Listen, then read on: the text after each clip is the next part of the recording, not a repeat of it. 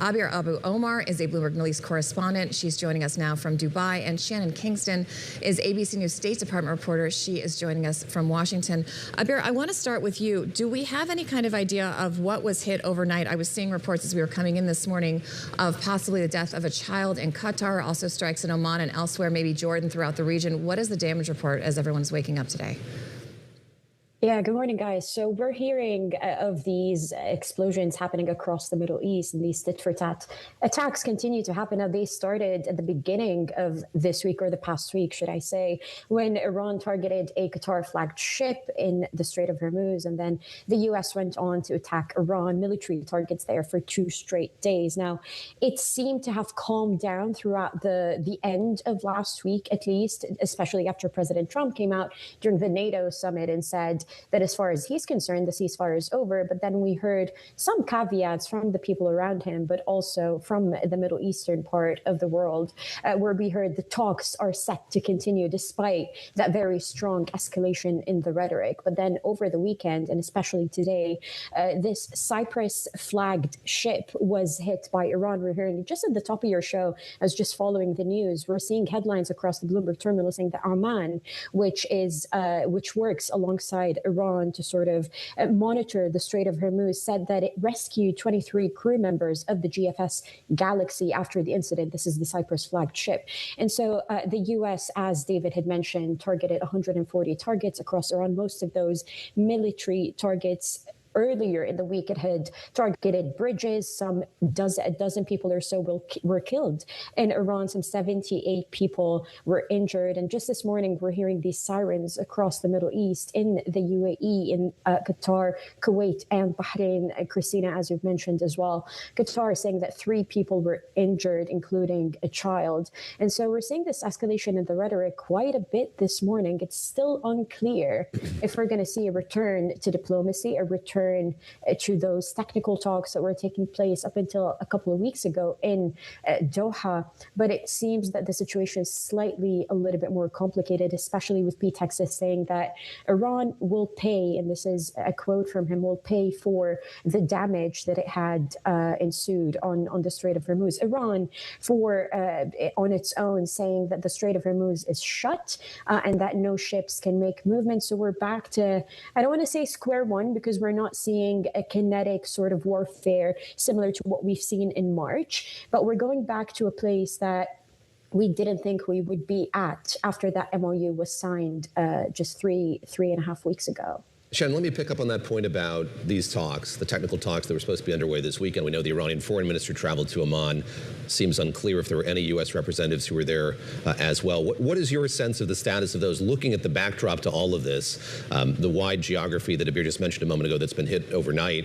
What grounds for optimism are there here that these technical talks are going to continue as we look at the end of that 60-day period, not too far off?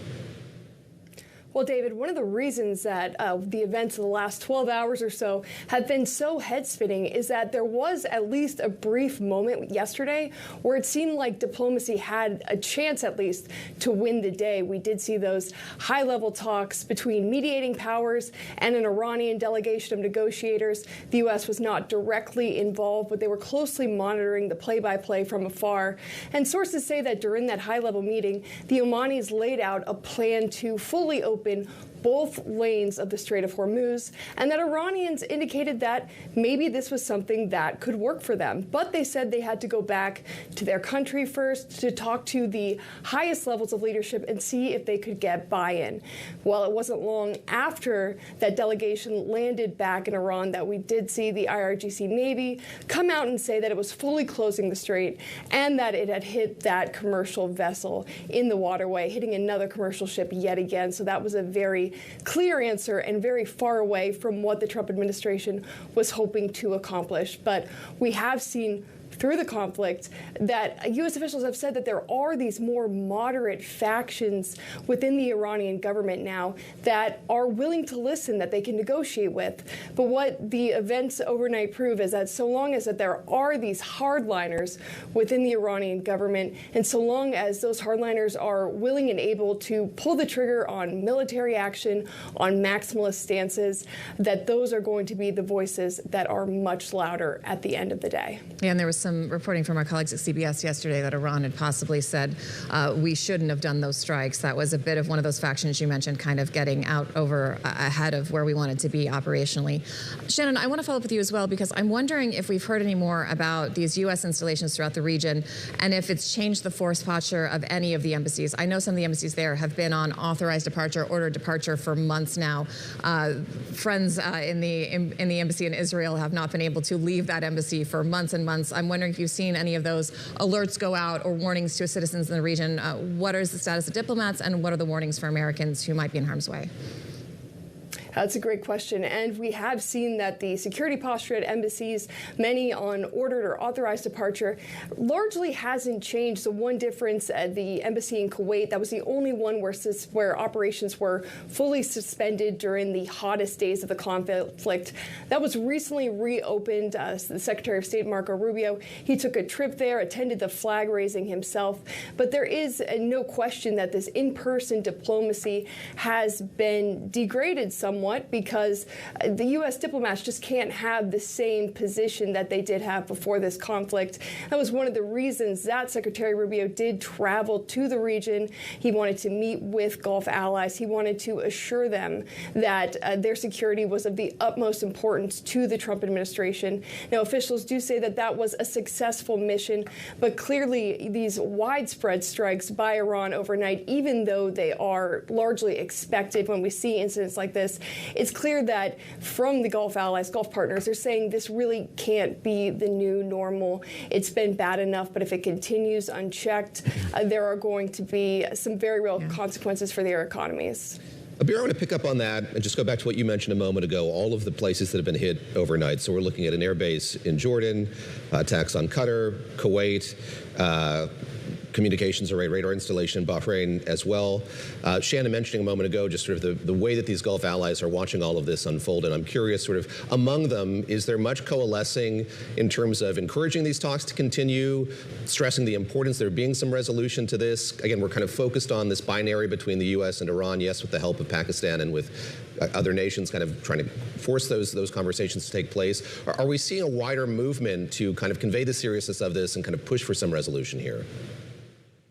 Yeah, David, look, Qatar is one of them, right? Qatar is one of, or has emerged as one of the key mediators over the past few weeks or so to try to bring a resolution to this. But even Qatar today was attacked. And again, we mentioned the 3 people injured in Qatar. And so it does seem like there is some kind of, lack of communication within Iran's own leadership. For example, we haven't seen at all Mujtaba Khamenei, who is the current supreme leader, but we've seen a post of him on X saying that Iran must seek revenge for the killing of his late father, whose funeral was taking place last week, where the suspended talks were happening because of that mass mourning. But when it comes to GCC nations, yes, behind the scenes, what we've reported on multiple times is that they're really pushing for an end to this war and a reopening of the Strait of Hormuz, simply because for the time being, it is still the waterway where the majority of their crude exports go through.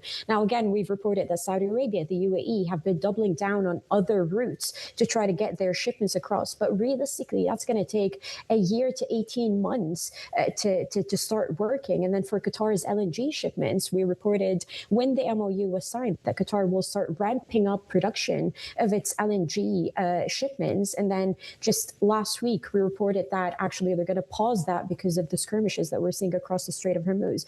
But when it comes to officials from the GCC, we heard last week from Omar.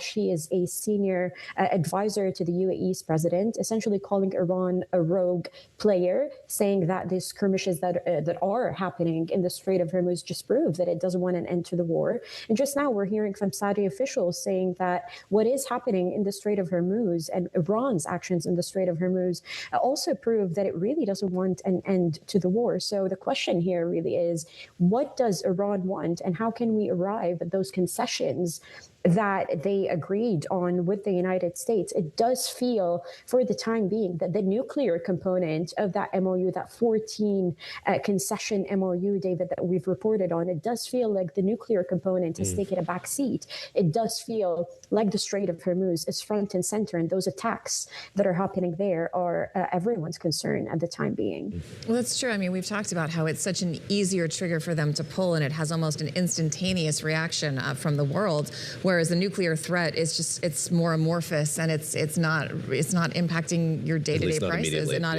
at the moment. Shannon, before we let you go, I do want to ask you about Senator Lindsey Graham, who we found out overnight has passed away, because I know we've traveled together on State Department trips, and it's always so funny to me that Lindsey Graham is one of those people that world leaders have met almost as often as the U.S. president, right? He seems to always be everywhere and almost the de facto Secretary of State. Can you talk about the role Graham played internationally and kind of what his standing was in these countries, especially countries that are closely allied with the U.S. when it comes to military cooperation? That's right. And many world leaders have met with him more times than they have the sitting president of the United States. You don't have to go back very far. In fact, it was just this last week that Senator Graham traveled to Ukraine. He made that long, arduous, sometimes dangerous journey to go to Kyiv and meet with President Zelensky, sat down with him face to face for his 10th wartime visit to Ukraine. He has, of course, been a major supporter of that country throughout its war with Russia, and has been pushing for harsher sanctions against Russia to try to bolster Ukraine.